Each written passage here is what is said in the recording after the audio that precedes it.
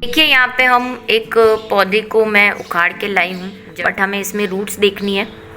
तो हम इसमें रूट्स देखेंगे कि कैसे जो है रूट्स दो प्रकार की जो हमने देखी है, उसमें पहले प्रकार की हम देखने वाले हैं अभी।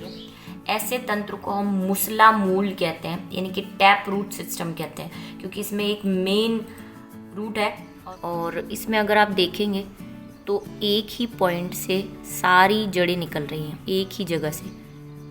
ऐसे जड़ सिस्टम को या ऐसे जड़ तंत्र को जकड़ा मूल यानी फाइब्रस मूल कहते हैं। हेलो मेरे प्यारे बच्चों, तो देखिए आ गए हम एक सुंदर सी पीपीटी के साथ और एक सुंदर से चैप्टर के साथ आपके लिए आज के इम्पॉर्टेंट से टॉपिक पे, जो कि बहुत इम्पॉर्टेंट है। काफ़ी टाइम इस पे क्वेश्चन आया हुआ है और आज हम करने वाले हैं 02 यानी कि L2 करने वाले हैं। और इस सुंदर सी पीपीटी और पादपों के बीच में, यानी कि पुष्पीय पादपों के बीच में, सुंदर सुंदर सी फ्लावर्स के बीच में। और इससे पहले कि हम आगे बढ़े, जल्दी से हमारे चैनल को सब्सक्राइब कर दीजिए और लाइक कर दीजिए, क्योंकि बहुत कुछ आपको इसमें सीखने को मिलेगा और हमें मोटिवेशन मिलेगा। ठीक है, चलिए आ जाइए। अब मूल तना जो भी हमें पढ़ना है ये आपको पता ही है, कल हम काफी डिस्कस कर चुके हैं कि क्या क्या हमें पढ़ना है इस चैप्टर में। आज जो हम पढ़ने वाले हैं वो पढ़ने वाले हैं मूल के सामान्य लक्षण। हालांकि हमने पिछले चैप्टर जो लेक्चर था उसमें काफी कुछ देख लिया था, लेकिन एक बार उसको समराइज फिर से कर देंगे। मूल के प्रकार क्या है वो देखने वाले हैं, तो बहुत इंपॉर्टेंट है। हालांकि आप इसको लोअर क्लासेस में पढ़ के आए हुए हैं, लेकिन कहानी में ट्विस्ट है, वो 11th के हिसाब से चलेंगे हम। मतलब नॉर्मल तो वही रहेगा भाई, मूल नहीं बदल जाएगी, लेकिन उससे जुड़े हुए कुछ टॉपिक्स हमें पढ़ने हैं इस क्लास में, जो कि बहुत इंपॉर्टेंट है। और मैं फिर से एक बार आपसे कहूंगी, शुरू करते हैं हम। सबसे पहले जो हमारा फर्स्ट टॉपिक है वो है मूल के सामान्य लक्षण। तो चलिए, जनरल कैरेक्टर की जहां तक हम बात करें तो देखिए आ गई है ये मूल।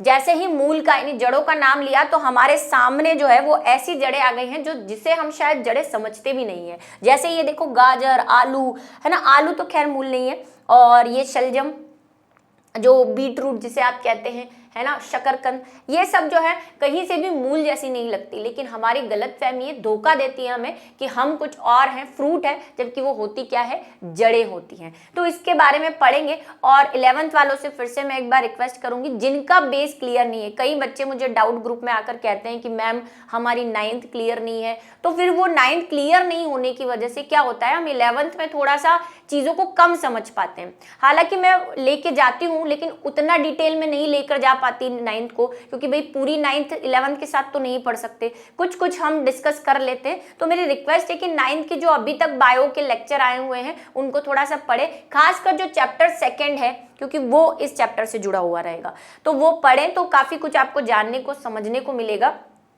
जो बायो का चैप्टर 2 है, हालांकि वो चैप्टर 6 होगा नंबर में, तो वो आप पढ़ें, आपके लिए बहुत हेल्पफुल रहेगा।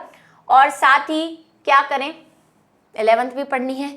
चलिए, तो सबसे पहले जनरल कैरेक्टर की जहां तक हम बात करते हैं तो भाई सबने रूट्स देखी है, कोई नई कहानी तो हम ना लेकर आ रहे हैं, वही पुराना हमारा काम है कि रूट जो है वो उखाड़ उखाड़ के देखें आप। तो ये उखाड़ेंगे तो पेड़ पौधों को नुकसान हो जाएगा। तो मैं अभी आपको एक डेमो बता दूंगी, मस्त वाला डेमो क्लास है ये।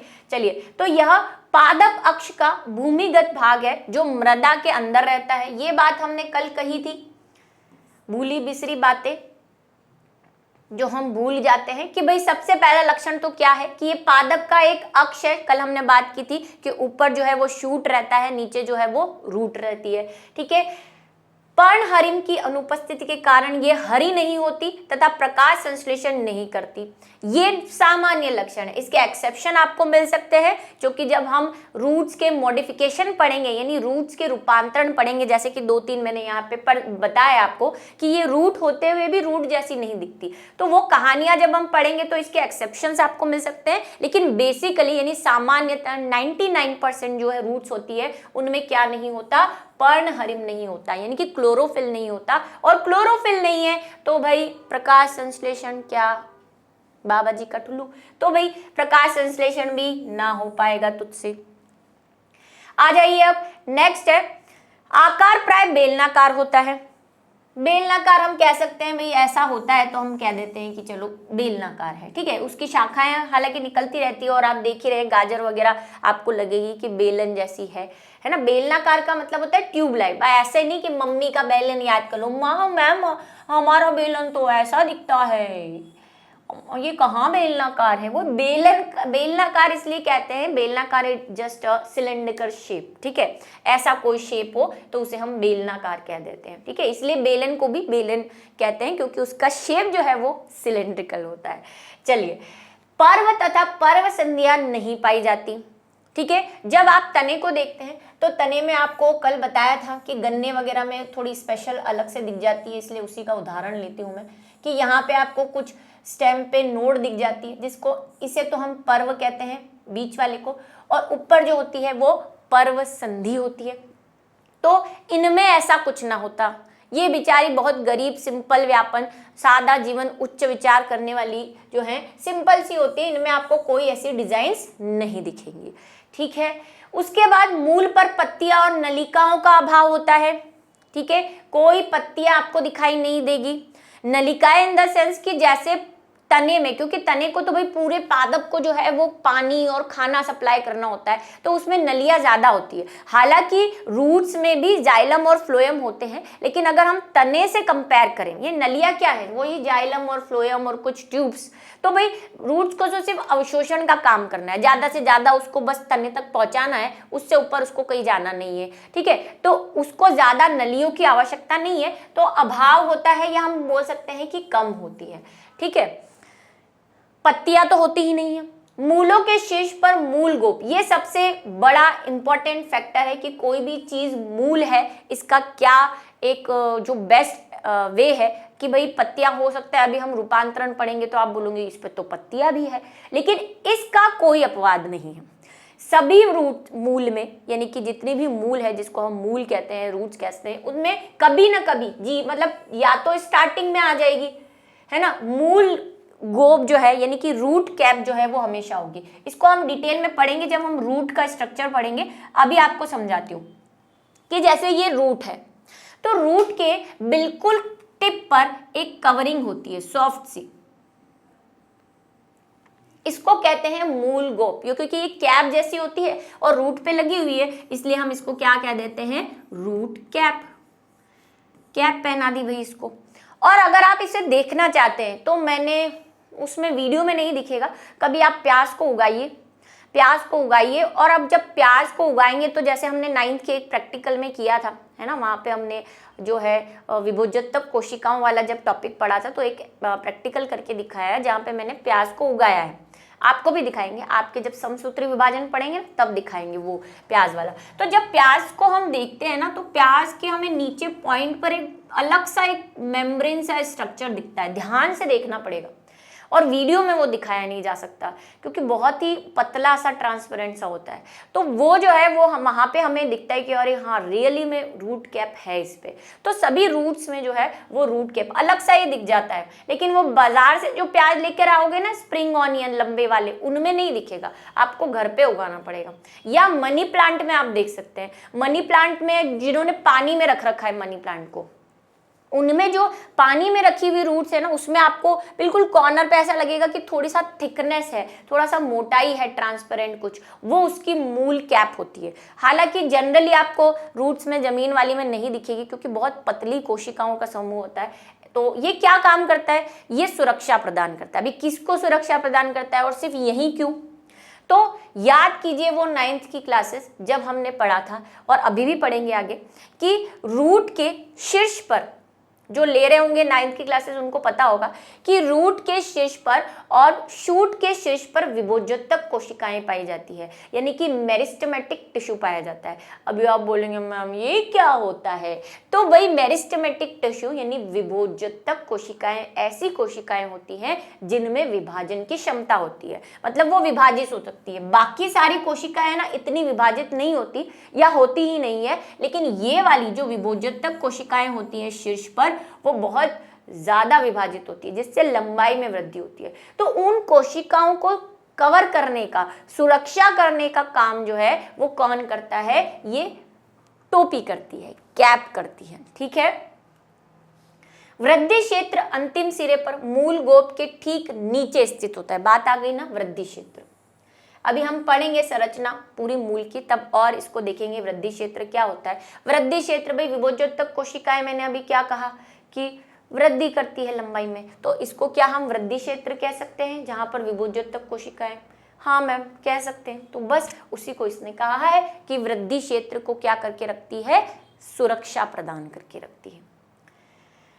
मूल पर वृद्धि क्षेत्र के पास की ओर तक कोशिकाएं तंतुवत रचनाएं उपस्थित होती हैं जिन्हें मूल गोप कहते हैं। ठीक है, मूल वृद्धि पर क्षेत्र के पीछे की ओर जो कुछ कोशिकाएं होती हैं उनको भी हम क्या कहते हैं, मूल गोप कोशिकाएं कहते हैं। ये बात हम कर चुके हैं। ये भूमि से जल व खनिज लवणों का अवशोषण करती है। क्या काम करती है ये, जमीन से, क्योंकि रूट का काम क्या है, रूट का काम जल अवशोषण करना है, तो भाई उसमें हेल्प कौन करता है, ये मूल गोप। और मूल के आसपास की जो कोशिकाएं होती हैं वो जमीन से जल अवशोषण का काम करती है। अब कैसे करती है वही कहानियां हमें पढ़नी है इस चैप्टर में, आगे आगे देखेंगे होता है क्या। तो चलिए, मूल शीर्ष पर शाखन नहीं होता, ये बात भी ध्यान रखेंगे। देखो कि जैसे ये मूल है भाई, इसकी यहाँ से शाखाएं निकल सकती हैं, यहाँ से शाखाएं निकल सकती है, इधर से निकल सकती है, लेकिन इसका जो टिप होगा वहां पे कभी शाखन नहीं होगा। ऐसा कभी नहीं होगा कि यहाँ से शाखाएं निकलना शुरू हो जाए इधर से, ऐसा कभी नहीं होगा। इसके पीछे वाले हिस्से से ही क्या निकलेगी, शाखाएं निकलेगी, शीर्ष से कभी नहीं निकलती। वहां पे मूल गोप ही रहेगा। यहाँ पे देखो आप, हालांकि आपको यहाँ पे टिप पे देखो कहीं शाखन नहीं है, ठीक है, कहीं भी आपको शाखन नहीं, यहाँ पे देख लो कोई शाखन नहीं, यहाँ पे देख लो कोई शाखन नहीं, उसके पीछे से है, मूल गोप के पीछे वाले पार्ट से आपको क्या मिलता है, शाखन यानी कि ब्रांचेस निकलती है। शाखन मूल रोम यानी कि रूट हेयर क्षेत्र के पीछे होता है। वही अभी हम देखेंगे कि रूट में एक तो क्या होता है, मूल गोप होता है, एक बात हमने कह दी। यहाँ पे इस मूल गोप के पीछे वाले क्षेत्र पे छोटे छोटे हेयर लाइक स्ट्रक्चर होते हैं, है ना, जिसको अब मैं येलो से बना रही हूं ऐसे, इनको कहते हैं मूल रोम।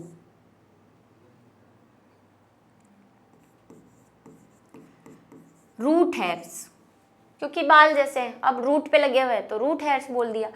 इसके पीछे से शाखन होगा, मतलब मूल रोम के बाद से शाखन होगा, उसके पहले नहीं होगा। इसीलिए आप देख रहे हो जैसे ये है तो इतना क्षेत्र तो भाई मूल रोम और मूल गोप का होगा, उसके बाद शाखन शुरू हुआ है। यहाँ पे भी देखो ये इतना हिस्सा छोड़ दिया है, उसके बाद शाखन हुआ है। तो ये हमेशा शाखन कहाँ से होगा, मूल रोम के पीछे वाले पार्ट से, मतलब यहाँ से शुरू होगा। यहाँ से अब कितना भी हो सकता है, ठीक है। मूल के प्रकार, चलो अब प्रकार भी पढ़ लेते हैं। जब मूल पढ़ ली है तो उसके प्रकार भी पढ़ लेते हैं। हालांकि ये आपने क्लास 6 एनसीईआरटी में शायद पढ़ा होगा, या हाँ 6th में ही पढ़ा है आपने, 7th में तो नहीं पढ़ा, 6th में पढ़ा होगा जहाँ तक मुझे याद है, 6th 7th का, ठीक है। तो उस क्लास में आप पढ़कर आए हैं कि मूल जो है वो कितने टाइप की होती है, और आपको याद भी होगा। और कई बच्चे अभी टप टप टप टप टप टप टाइप कर रहे होंगे कि भाई मैम को बता देते हैं, हमें पता है, तो करो टाइप। चलो, तो मूल टाइप ऑफ रूट्स। अच्छा, कुछ बच्चे बड़े इंटरेस्टिंग होते हैं, जब मैं क्लास लेती हूँ तो कहते हैं मैम आप लाइव क्लास क्यों नहीं लेते, ऐसे तो मज़ा ही नहीं आता। बताओ, इनको पढ़ने में भी मज़ा चाहिए, इतना तो मज़ा करवा रहे हैं, और क्या कोई शादी ब्याह करा रहे हैं यहाँ पे जो मज़ा करवाएं आपको? पढ़ाई कर रहे हैं भाई, सीरियस टॉपिक है, पढ़ाई करनी है। हमारे घर पे तो हमारे पेरेंट्स जब हम छोटे थे तो कहा करते थे कि जो मेरे दादू साहब वो कहा करते थे कि बच्चों का काम ही क्या है, खाना, खेलना और पढ़ना, इसी में मज़ा है उनका। खाओ तब मज़े कर लो, खेलो तब मज़े कर लो, और पढ़ाई में भी मज़े कर लो। पढ़ने में आपको इंटरेस्ट होगा तो अपने आप मज़ा आएगा। अब उनको भी यहाँ पे मज़ा चाहिए, लाइव में मज़ा आता है। वो फालतू की बातें करनी होती है ना उन्हें, चटर पटर पटर खटर मटर, फिर क्लास में ध्यान नहीं देना होता है, ठीक है, इसलिए उन्हें लाइव में। और अब पढ़ने में भी मज़ा नहीं आ रहा है तो फिर क्या ही कर ले, फिर कहाँ से मज़ा लाए हम, है ना, माहौल बनाओ, ऐसे कोई बच्चों माहौल नहीं बनता है ऐसी और रिकॉर्डिंग क्लासेस में। मतलब कैसे इनको माहौल बनाना है, शादी ब्याह चल रहे इधर माहौल बनाए, है ना, माहौल अपने आप बन जाएगा। जब एग्जाम में पेपर देखोगे ना और यहाँ से पसीने टपकेंगे सर्दियों के दिनों में भी, तब अपने आप माहौल तैयार हो जाता है। ठीक है, चलिए आ जाइए अब मूल के प्रकार देख लेते हैं हम। क्या है मूल के प्रकार? मूल की उत्पत्ति के आधार पर, कि ये जो मूल के प्रकार है हम ये किस आधार पर देख रहे हैं, उसकी उत्पत्ति के आधार पर देख रहे हैं कि कैसे मूल की शुरुआत हुई। जब सबसे पहली मूल बनी होगी यानी रूट्स बनी होगी तो वो कैसे बनी होगी उसके आधार पर। और ये कहानी हम पिछले लेक्चर में पढ़कर आए हैं कि बीज के, याद है आपको कि कोई भी बीज हो, चाहे एक बीजपत्री हो चाहे द्विबीजपत्री हो, बीज के ऊपर की ओर प्रांकुर और मूलांकुर होते हैं और मूलांकुर से क्या उत्पन्न होती है? मूल उत्पन्न होती है जनरली, जिसको हम रेडिकल कहते हैं। इंग्लिश में बता देती हूँ, शायद कल नहीं बताया था। रेडिकल क्या कहते हैं इसको? रेडिकल। और रेडिकल से ही मूल उत्पन्न होती है और प्लूम्यूल यानी कि प्रांकुर से ही क्या उत्पन्न होती है? जो है हमारा शूट या प्ररोग उत्पन्न होता है। और कहाँ होते हैं ये कल मैंने आपको थोड़ा सा ओपन करके बताया था कि ये दोनों पार्ट्स कहाँ होते हैं बीज को खोलकर। चलिए, थोड़ा सा डिफरेंस जरूर होता है एक बीजपत्री और द्विबीजपत्री में, वो आप थोड़ा सा 12th में आई हैं तो आपको पढ़ाएंगे बढ़िया से कि कैसे क्या होता है, और यहाँ पे भी पढ़ाएंगे, पर थोड़ा सा इंतजार करिए, सारा अभी नहीं बताते, धीरे धीरे राज को खोलते हैं। चलिए आ जाइए अब मुसला मूल। क्या है मुसला मूल? ये कोई मुसला के जो है, मुसली आपने पढ़ा होगा कहीं जड़ी बूटी टाइप, ये वो मुसली नहीं है। मुसला का मतलब होता है टैप, रिबिन लाइक। जब मुसला का क्या मतलब होता है? रिबिन जैसा या टैप जैसा। ठीक है, तो उसको हम बोलते हैं मुसला मूल या टैप रूट सिस्टम। क्या होता है इसमें? द्विबीजपत्री पौधों में। अब ये बात थोड़ी सी ध्यान रखनी है आपको कि टैप रूट सिस्टम कहाँ पाया जाता है? जनरल यानी कि सामान्यतः द्विबीजपत्री यानी कि डाइकॉट्स में पाया जाता है। जो मैंने कल भी बताया कि ऐसे बीज जिनमें दो पार्ट्स होते हैं, मतलब दो बीज पत्र निकलते हैं, दो कॉटिलेडन्स निकलते हैं, जैसे चना, मटर, दालें, ये सब द्विबीजपत्री। आप इनको तोड़ोगे तो ये दो भागों में बढ़ जाएंगे इनके बीज, उनको द्विबीजपत्री कहते हैं। द्विबीजपत्री पौधों में मूलांकुर से प्राथमिक मूल बनती है जो लंबाई के साथ साथ मोटाई में भी वृद्धि करती है, जिससे द्वितीयक जड़ें या तृतीयक जड़ें विकसित होती है, जैसे कि आपको यहाँ दिख रही है। ठीक है, मैं बना भी देती हूँ। सबसे पहले क्या होगा? ये बीज होगा, मान लो द्विबीजपत्री की बात कर रहे हैं तो द्विबीजपत्री बीज बनाते हैं। अब शुरुआत में क्या होगा कि जब मूलांकुर से यानी रेडिकल से जो मूल बनेगी वो ऐसी बनेगी। सबसे पहले इसको बोलते हैं प्राथमिक मूल। जो ये कह रहा है प्राथमिक मूल बनती है पौधों से, ये बन गई प्राथमिक मूल मूलांकुर से। अब क्या होगा? इस प्राथमिक मूल से, जो इसमें आपको ये सेंटर वाली दिख रही है, ये जिसको अब मैं येलो कर रही हूं, ये यहां तक है, वैसे ही ये प्राथमिक मूल है। कुछ समय बाद इससे शाखाएं निकलेगी, और ये शाखाएं कहाँ निकलेगी? ये शाखाएं जो निकलेगी वो मूल गोप के पीछे वाले पार्ट से ही निकलेगी। तो इससे क्या हो जाएगा? शाखाएं निकलना शुरू हो जाएगा। पहले एक शाखा, जैसे मैं व्हाइट कलर की बना देती हूँ, ये निकली और थोड़ी सी इधर निकल गई, ये हो जाएगी द्वितीयक शाखा, क्योंकि प्राथमिक तो हम इसको कह रहे हैं, प्राइमरी यही है। सबसे पहले ये निकली है, जो पहले आए वो पहले पाए वाला हिसाब है, तो भाई पहली वाली ये है तो द्वितीयक ये हो गई। अब द्वितीयक से फिर शाखाएं निकल जाएंगी, ये कहेगी मैं भी शाखाएं बनाऊं, तो ये लो आप भी बना लो मैडम, ये लो, तो ये हरी वाली क्या हो गई? तृतीयक शाखा। अब सोचो जरा, ऐसा बार बार होता रहे भाई, तृतीयक के बाद भी और भी होगी, यहाँ रुकेंगी नहीं, चलता जाएगा ये प्रोग्राम। प्राथमिक तो एक ही रहेगी, द्वितीयक और तृतीयक बढ़ती रहेंगी। प्राथमिक तो जो बन गई, अब सिर्फ उसकी लंबाई में वृद्धि होगी, क्योंकि यहाँ पे क्या है? यहाँ पे विभोज्योतक है, ये सिर्फ लंबा होता जाएगा जैसे ये हो रहा है, और इसके पीछे वाले पार्ट पे द्वितीयक और तृतीयक शाखाएं निकलती रहेगी, और ये कैसा बन जाएगा? ऐसा, जैसे आपको यहाँ पे दिख रहा है और मेरा वाला भी दिख रहा है, दोनों ही आपको दिख रहे हैं। तो ऐसे सिस्टम को हम मुसला मूल कहते हैं। ठीक है, जिसमें एक मेन ब्रांच होती है या एक मेन रूट होती है और उससे शाखाएं निकली होती है, और बिल्कुल आपको अलग से दिख जाएगी। इसका मैं आपको वीडियो दिखाऊंगी। हाँ, मैंने एक जुर्म किया, कल मैंने 2 पौधों को उखाड़ा आपको दिखाने के लिए, और आप ना उखाड़ें और पौधे, क्योंकि भाई पौधे हमारे लिए बहुत ज़रूरी है। हालांकि मैंने उनको वापस ज़मीन में डाल भी दिया, और जो है आप ना उखाड़ें, इसलिए मैं आपको वीडियो बता दूंगी। पहले समझ लो, फिर हम उस वीडियो को देखेंगे। थोड़ा सा पेशेंस रखें आप, अभी बस दोनों पार्ट पढ़ के मैं आपको वीडियो दिखाऊंगी कैसी दिखती हैं रियलिटी में। और आपने देखी भी होगी ऑब्वियसली, कहीं जड़ें अगर आपने देखी हो। लेकिन एक चीज़ मैं आपको बहुत इंपॉर्टेंट बताने वाली हूँ, हमारे आसपास, जो पहले भी शायद मैंने कहीं बताई है, कि हमारे आसपास जितने भी पौधे होते हैं वो जनरली, मतलब मैक्सिमम 95% पौधे जो है हम कैसे देखते हैं, द्विबीजपत्री ही देखते हैं। एक बीजपत्री पौधे हमें नहीं मिलेंगे। एक बीजपत्री कौन है, कल हमने बात की थी, गेहूं है, जो चावल है ना, उसके बाद घास है, जो घास होती है वो एक बीजपत्री होती है। फिर मक्का है। तो क्या आपके आसपास गेहूं, चावल, मक्का ऐसे थोड़ी दिखते हैं? आप सड़क पे जा रहे हो और गेहूं उगा, अरे आज तो गेहूं देखा, आज तो मक्का, वो तो खेतों में उगता है, तो जनरली आपको वो देखने नहीं मिलेगा। आपके आसपास जो पौधे, जैसे कोई खाली जगह है वहां पे जो पौधे उगे हुए हैं, वो जनरली कैसे होंगे, द्विबीजपत्री ही होंगे। और द्विबीजपत्री की पहचान क्या है? जड़ उखाड़ने की जरूरत ही नहीं है, सिर्फ पादप देख के आप बता सकते हो, फल भी देखने की जरूरत नहीं है, बीज भी देखने की जरूरत नहीं है। एक मैं आपको मस्त राज बताती हूँ। देखो, द्विबीजपत्री जो पौधे होते हैं ना, वैसे आपने वही छोटी क्लासेस में पढ़ा होगा कि द्विबीजपत्री पौधे जो होते हैं ना, उनकी पत्तियां जो होती है उनमें जो शिरा विन्यास होता है, पत्तियों में वो हरी हरे कलर की ब्रांचेस निकली होती है ना, ऐसी, वो शिरा विन्यास ऐसा होता है, आपने देखा होगा। इसको बोलते हैं जालिकावत शिरा विन्यास। अभी आने वाला है ये, हालांकि मैं बस थोड़ा सा, अभी ये आएगा, हम डिटेल में पढ़ेंगे। जालिकावत शिरा विन्यास। अगर किसी पत्ती में ऐसा स्ट्रक्चर आपको दिखता है तो भाई आंख बंद करके बता दो कि ये द्विबीजपत्री है, ये एक बीजपत्री हो ही नहीं सकता। एक बीजपत्री की जो शिराएं होती हैं वो सिर्फ आपको लंबी लंबी ऐसी दिखेगी, कोई शाखाएं नहीं होती। जैसे आपने जो है, मैंने कहा मक्का देखा है, मक्के की पत्ती देखना, अगर किसी के घरों में खेत हो, सीधी बस ऐसी लंबी लंबी होती है, ऐसी शाखाएं नहीं होती उसकी शिराओं में, है ना।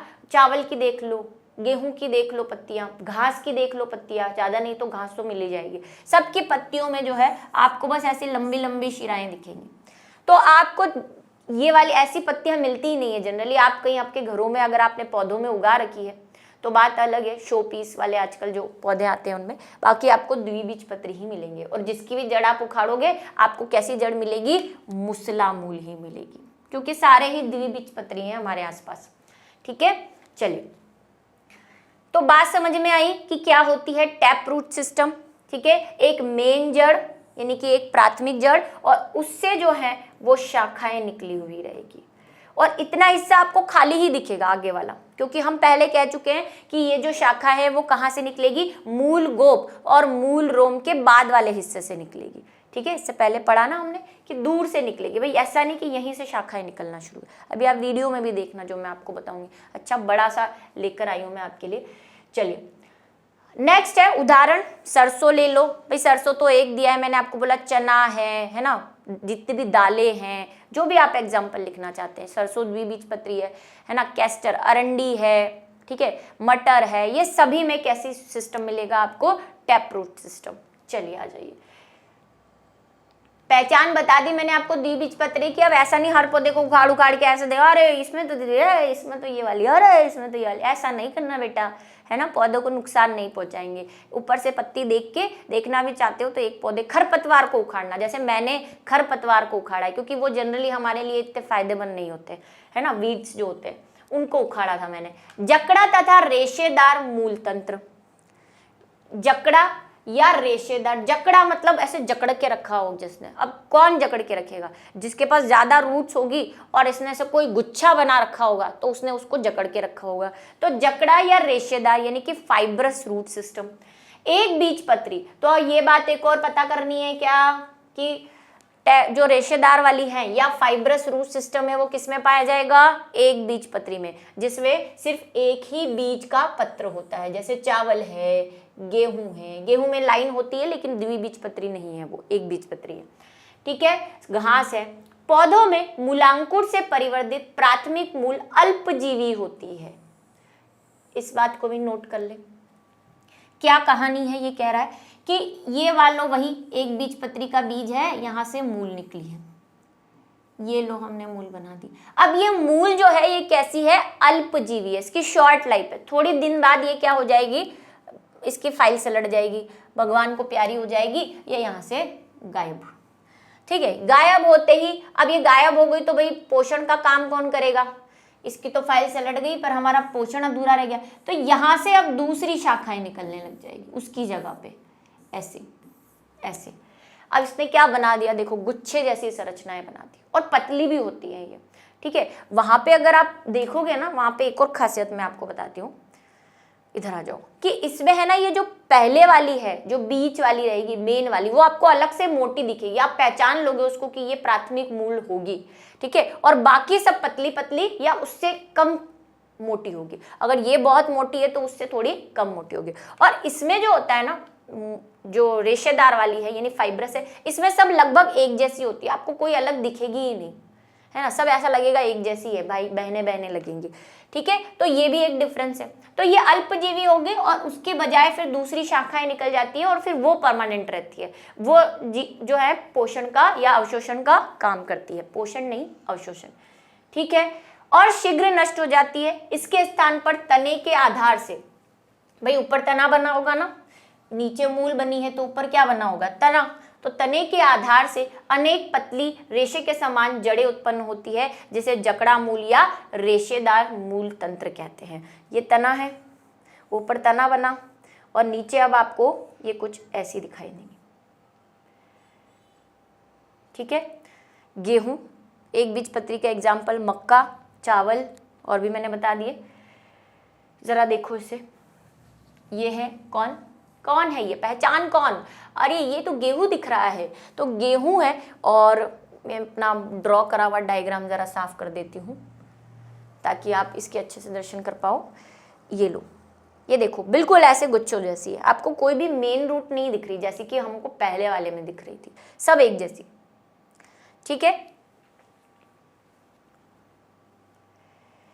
अब है तीसरी वाली जिसको कहते हैं हम अपस्थानिक रूट। ये आपने एनसीईआरटी मतलब वही लोअर क्लासेस में नहीं पढ़ा होगा, लोअर क्लासेस में दो ही टाइप बताते हैं, तीसरी टाइप है वो है एडवेंटिशियस रूट या अपस्थानिक रूट।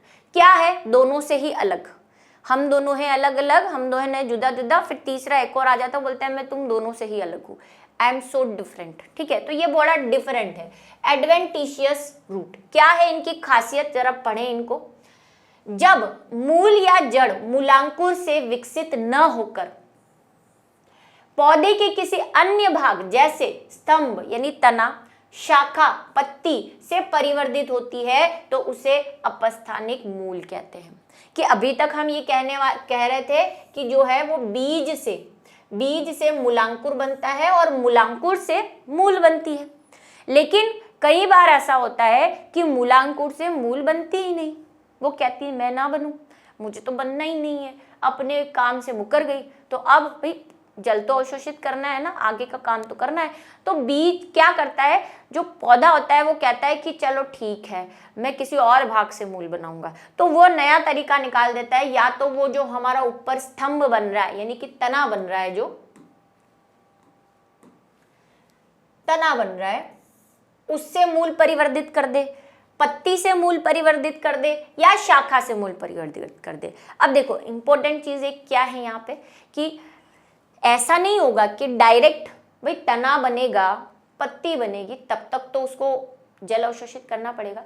तो प्राइमरी लेवल पे यानी कि पहले तो कोई ना कोई टाइप की मूल बनेगी ही, या तो जकड़ा बनेगी या टैप बनेगी, डिपेंडिंग अपॉन द प्लांट कि वो कैसा है, एक बीजपत्री है या द्विबीजपत्री है। तो पहले तो वो थोड़ी सी बन जाती है, लेकिन फिर वो धीरे धीरे नष्ट हो जाती है और उसके बाद किसी अन्य भाग से मूल बनती है। एक बार तो बननी ही पड़ेगी मूलांकुर से मूल, वरना फिर काम कैसे चलेगा। ठीक है, तो एक बार तो बनती है लेकिन वो ज्यादा दिन जिंदा नहीं रहती, परमानेंटली वहां से रूट्स खत्म हो जाती है पूरी ही, ना तो फाइब्रस बनती है ना या टैप बनती है। फिर उसके बाद क्या होता है, बाकी चीजों से बनती है, जैसे तने से। देखो ये यहाँ पे गन्ना है, ये गन्ने का पेड़ है पेड़ क्या बोल सकते हैं, मतलब जो भी है, शूट है, तना है। तो गन्ने में मैंने आपको कहा यहाँ पे पर्व होता है बीच वाला, और ऊपर जो सर्कल्स होते हैं उसको पर्व संध्या कहते हैं। इंग्लिश में इसको इंटरनोड कहते हैं और इसको नोड कहते हैं, पर्व। ये संधि और ये पर्व, ठीक है। तो कई बार गन्ने में क्या होता है, नीचे वाली रूट जो है स्टार्टिंग में तो रहती है, फिर क्या होती है, धीरे धीरे नष्ट होने लग जाती है, क्योंकि वो प्रारंभिक मूल होती है। तो तना जो है, अब क्या करे, उसको तो जल तो चाहिए। और उसकी दूसरी वजह ये भी है कि भाई गन्ने का जो पौधा आपने देखा है काफी लंबा होता है, और जड़ें बेचारी कब तक इतने लंबे को संभाल के रखेगी। जैसे जैसे हाइट बढ़ेगी तो रूट्स पे क्या आता है, प्रेशर आता है, और रूट्स होती है उसकी वीक, तो भाई कैसे उसको संभाल के रखेगी। तो गन्ना क्या करता है, अपनी ये जो पर्व संधियां हैं, कल भी बताया था मैंने, इन पर्व संधियों से रूट्स निकालना स्टार्ट कर देता है, चालाकी, ठीक है, ज्यादा होशियारी यहां से। और फिर ये रूट्स जो है वो नीचे बढ़ती जाती हैं और जमीन में चली जाती है, ताकि जो बड़ा सा गन्ना है वो ऐसे ऐसे ना हो, हिले ना, और उसको एक सपोर्ट मिल जाए। जैसे हम बम्बू गाड़ते हैं ना, तंबू जब लगाते हैं तो क्या करते हैं, तंबू के इधर भी एक रस्सी, इधर भी एक रस्सी लगा देते हैं, ताकि वो जो बड़ा सा खंबा है वो हिले ना। ऐसा ही इसका भी काम है। तो ये आपको दिख रही है पर्व से, देखो यहाँ पे रूट्स निकली हुई है ग्रीन ग्रीन। ये क्या होगी, जमीन के अंदर जा रही है और जा चुकी है, ताकि जो गन्ना है वो गिरे ना अपने भार के कारण, और उसको एक सपोर्ट मिल जाए। ऐसा ही बरगद में भी होता है, जो हमने पीछे डायग्राम देखा। चलो आ जाओ वहाँ पे। कई बच्चे सोच रहे होंगे उस डायग्राम को तो मैम ने समझाया ही नहीं, क्योंकि उसका काम अब आया है। ये बरगद का पेड़ है। एक तो बरगद में आपने ऊपर से लटकती हुई देखी होगी, उसकी बात नहीं कर रहे हैं। या पीपल में आपने, मैंने तो बरगद में और पीपल दोनों में देखी है, पीपल में भी होता है। देखो ये तना है, ठीक है, इसमें एक तो बरगद में ऊपर से लटकती है, उसकी बात नहीं कर रहे। ये देखो लेवल पे है, जमीन के लेवल पे, यानी ये अगर बरगद खड़ा है तो इसके तने के निचले भाग से ऐसी रूट्स निकलेंगी ऐसी, और जमीन पे फैलेंगी यहाँ करके सब जगह, जैसे ये फैल गई है। ऐसा कहीं में देखा होगा आपने, यूकेलिप्टस में भी देखा होगा, है ना। वो लंबा सा नीलगिरी का पेड़ आता है ना, जिसकी पत्तियों में मेहंदी की खुशबू आती है, बहुत लंबा होता है वो, उसमें भी ऐसा होता है, क्योंकि वो बहुत लंबा है, उसकी जड़ें इतनी स्ट्रांग नहीं है कि इतने लंबे पेड़ को संभाल सके। तो वो उसके तने में से क्या होती है, रूट्स निकलने लग जाती है नीचे वाले, और ऐसे फैल जाती है, ताकि उसको थोड़ा सा सपोर्ट मिल जाए। ऐसा बरगद में होता है, पीपल में होता है। मतलब हम जाते जाते हमारे पैरों में जड़ें, हमें ऐसा लगता है वो अंदर से बाहर निकली है, लेकिन वो गलत है, वो तने के आधार से ही निकली होती है। मेन रूट्स तो उनकी कब की खत्म हो चुकी है, उनके पास क्या आ चुकी है, एडवेंटिशियस रूट आ चुकी है, या जिसको हम क्या कह रहे हैं, अपस्थानिक जड़ें कह रहे हैं, वो आ जाती है। और कई में क्या होता है, दोनों भी हो सकती है, मतलब पुरानी वाली भी है और नई भी निकाल ली उन्होंने, अपस्थानिक भी निकाल ली, ऐसा भी हो सकता है। तो दोनों कहानियां हो सकती है, जरूरी नहीं है कि पुरानी वाली नष्ट होगी तभी अपस्थानिक आएगी, ठीक है। दोनों काम हो सकते हैं। जैसे गन्ना है, गन्ने में पुरानी वाली भी रहती है और वो अपस्थानिक भी निकाल लेता है, तो ऐसा भी हो सकता है। तो मेन ये है हमारा कि भाई मूलांकुर से अतिरिक्त किसी और चीज से, चाहे वो तना हो, चाहे वो शाखा हो, चाहे वो पत्ती हो। पत्ती का उदाहरण मैं आपको देती हूँ, ब्रायोफिल्लम, जो सबसे फेमस है, सबने पढ़ा है कि ब्रायोफिल्लम में क्या होता है। ब्रायोफिल्लम में सजीव प्रजक्ता पाई जाती है, छोटी छोटी मगर मोटी बातें, कि ब्रायोफिल्लम सजीव प्रजक पादप है। इसकी पत्तियों में ही एक नया पादप उगने लग जाता है। पढ़ा है आपने ये भी कि क्या होता है कि ये इसके पत्ती पे ही क्या, एक पत्तियां बनने लग जाती है और वहां से रूट्स निकलने लग जाती है ऐसी। और अगर ये पार्ट गिर के नीचे गिर जाए तो ये नया ब्रायोफिल्लम का पौधा बना लेता है, जिसको पत्थर चट्टा भी कहते हैं।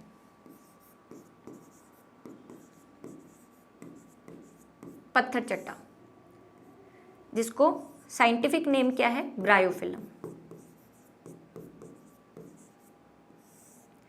इनमें तो इसकी ये रूट कहाँ से निकल रही है, पत्ती से। तो क्या ये नॉर्मल रूट है, नहीं, ये नॉर्मल रूट नहीं है, क्योंकि ये तो पत्ती से निकल रही है। तो इसीलिए इसको कौन सी रूट्स कहते हैं, अपस्थानिक रूट्स। ठीक है, बात समझ में आ गई होगी मेरे हिसाब से, है ना। चलिए एग्जाम्पल, वही पुरानी एग्जाम्पल्स हमारे। भाई इसको बना लो क्योंकि मैं मिटा रही हूँ। इसको ड्रॉ कर लो। यहाँ से मैं इसको साफ कर रही हूँ अभी। इधर वाला भी, ये देखो बरगद जो मैंने कहा है ना जी। अभी मैं ऊपर वाली कहानियां भी पढ़ेंगे हम। ये ऊपर से जो जड़ें आ रही है वो क्या है उसको भी पढ़ेंगे लिटिल बिट लेटर, मतलब जब प्रकार पढ़ेंगे हम, मॉडिफिकेशन पढ़ेंगे तब। पर वो भी अपस्थानिक रूट्स ही है क्योंकि कहाँ से आ रही है भाई, जड़ के बिना से आ रही है। तो ये बरगद है, घास में भी होती है। ठीक है, ये सब डिटेल में आपको पता चलेगा जब आप आगे आगे चलेंगे। आ जाइए। एक बीजपत्री पौधों में मिलने वाली जकड़ा मूल तंत्र अपस्थानिक मूल तंत्र होता है। ठीक है, अब ये क्या बोल दिया मैम ने, ये बोल दिया कि नॉर्मली हमने देखा कि एक बीजपत्री में फाइब्रस रूट होती है, राइट। ठीक है, लेकिन अगर आप उसको ध्यान से सोचो तो अभी हमने ये कहा कि इसमें कौन सा सिस्टम है एक बीजपत्री में। हमने कहा कि जो मूल वाली रूट्स होती हैं वो तो धीरे धीरे क्या हो जाती है भाई, थोड़े टाइम तक रहती है और फिर गायब हो जाती है, और उसकी जगह तने से शाखाएं निकलती हैं जो जकड़ा मूल तंत्र बनाती है। तो एक तरह से क्या ये अपस्थानिक मूल नहीं हुई? हाँ हुई। इसीलिए आपको ये लाइन भी लिखी हुई मिल सकती है। तो इस लाइन को देख के चौंकेंगे नहीं कि एक बीजपत्री में जकड़ा मूले भी अपस्थानिक मूलों का ही उदाहरण है। ठीक है, प्याज में चपटे तश्करी के समान स्तंभ की निचली सतह से जकड़ा जड़ें निकलती है। ठीक है, ये वही अगर किसी ने 9th की क्लासेस देखी हैं और आगे भी मैं बता दूंगी कि जो प्याज होता है उसमें हम एक एक्सपेरिमेंट करेंगे माइटोसिस वाला, आपके जब आएगा समसूत्र विभाजन तब भी बताऊंगी मैं।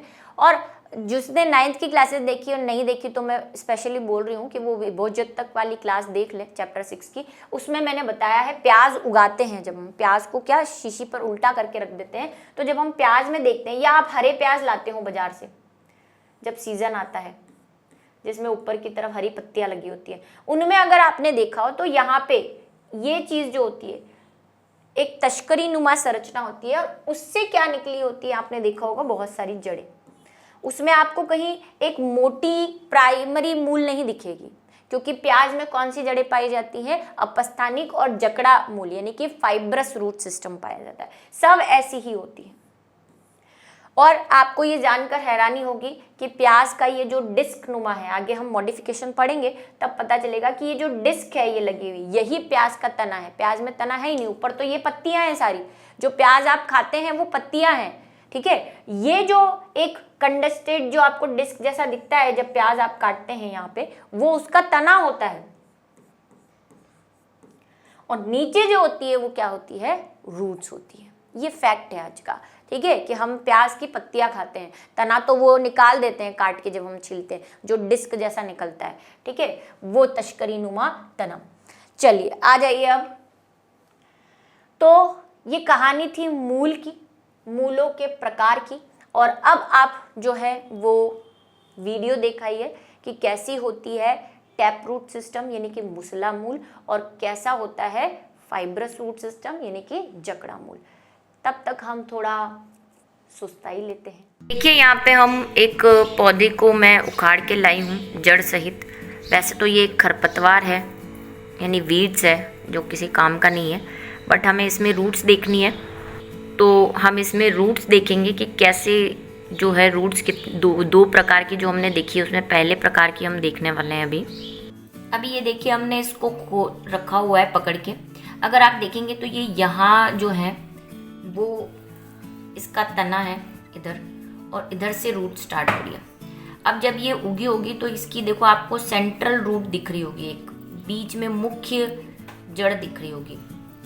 ठीक है, और उसके पास से ये छोटी छोटी शाखाएं निकल रही है। तो पहले जब इसका निर्माण होता है तो पहले ये वाली मेन रूट जिसको हम प्राथमिक रूट कहते हैं वो निकलती है, और फिर उसके आसपास वाली ये जो छोटी छोटी शाखाएं वो निकलती है। देखो एक बड़ी भी दिख रही होगी मोटी सी आपको पीछे की तरफ ये। तो इसीलिए ऐसा जड़ तंत्र, जिसमें एक मेन रूट होती है यानी प्राथमिक मुख्य अक्ष होती है और उससे छोटी छोटी जड़ें निकलती है, ऐसे तंत्र को हम मुसला मूल कहते हैं, यानी कि टैप रूट सिस्टम कहते हैं, क्योंकि इसमें एक मेन रूट है और उससे छोटी छोटी ब्रांचेस निकली हुई है। तो ये हमारी टैप रूट यानी कि मुसला मूल। ये देखिए, ये घास का पौधा है, क्योंकि एक बीजपत्री है, ये घास एक बीजपत्री होती है। और इसमें अगर आप देखेंगे तो एक ही पॉइंट से सारी जड़ें निकल रही हैं, एक ही जगह से। इसमें कोई प्राथमिक मूल नहीं है, ना ही निर्माण के समय इसमें कोई प्राथमिक मूल बनती है। सभी रूट्स जो है वो एक जैसी होती है और एक ही पॉइंट से निकलती है। तो ऐसा सिस्टम जड़ का या तंत्र जिसमें सभी जड़ें या जड़ों की शाखाएं एक ही बिंदु से निकलती हैं, ऐसे जड़ सिस्टम को या ऐसे जड़ तंत्र को जकड़ा मूल यानी फाइब्रस मूल कहते हैं। ठीक है, फाइब्रस रूट्स। और ये फाइब्रस रूट का उदाहरण है जो घास है, प्याज है, मक्का है, चावल है। और जनरली आपको अपने आसपास टैप रूट ही मिलती है, मुसला मूल ही मिलती है। ये जो फाइब्रस मूल है ये कम मिलती है। तो बच्चों, देखा आपने कि कैसी दिखती है मुसला मूल और जो हमारी फाइब्रस रूट है। और एक और इम्पॉर्टेंट चीज़ जो मैं आपको अभी बता देती हूँ, वरना फिर आप बोलेंगे मैम ने बताई नहीं, कि आपने घास देखी है ना, हमने घास वाला आपको बताया, मैंने घास में आपको जो है वो फाइब्रस रूट बताई, लेकिन घास में अपस्थानिक रूट्स भी पाई जाती है। ठीक है, तो अपस्थानिक रूट में भी आप एग्जाम्पल पढ़ेंगे घास का। और इसीलिए मैंने यहाँ पे ये लाइन लिखी है कि एक बीजपत्री में जो जकड़ा मूलें होती हैं वो अपस्थानिक होती है। तो अपस्थानिक मूलों में भी आप घास एग्जाम्पल पढ़ेंगे, क्योंकि वहाँ उसमें घास में अपस्थानिक जड़ें भी पाई जाती है। लिटिल बिट लेटर वो टॉपिक आएगा, हम उसको पढ़ेंगे।